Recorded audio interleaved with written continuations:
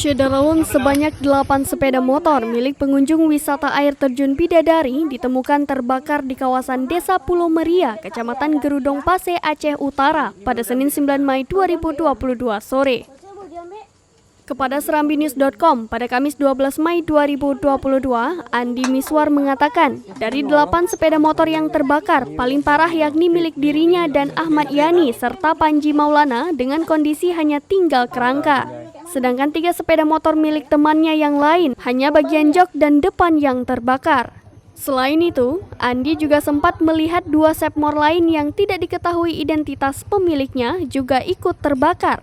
Namun, 2 pemilik sepmor tersebut langsung membawa pulang setelah kejadian tersebut. Andi mengaku ia bersama 10 temannya dan 6 sepmor tiba di lokasi kejadian pada Sabtu 7 Mei 2022. Setelah membayar uang parkir Rp20.000 per sepmor, mereka berjalan kaki sekitar 5 jam untuk sampai ke lokasi wisata air terjun Bidadari. Mereka baru pulang pada Senin 9 Mei 2022 siang dan tiba di lokasi parkir pada sore hari. Alangkah terkejutnya mereka ketika menemukan sepeda motor sudah terbakar dan warga yang menjaga area parkir juga tidak ada di lokasi.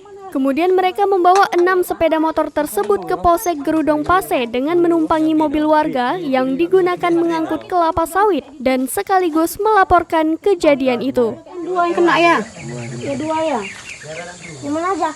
Ini sama agak parah ini karena dia dekat dia di api kan. Ini baru diambil katanya. Baru diambil ya? Maksudnya baru diambil? Baru beli. Jadi mana lagi dek musibah? Kita kan nggak mau ya kan? Yang Vario ya? Mio. Nyobi no.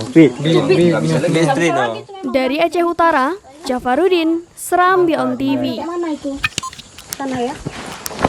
Kau baru ya?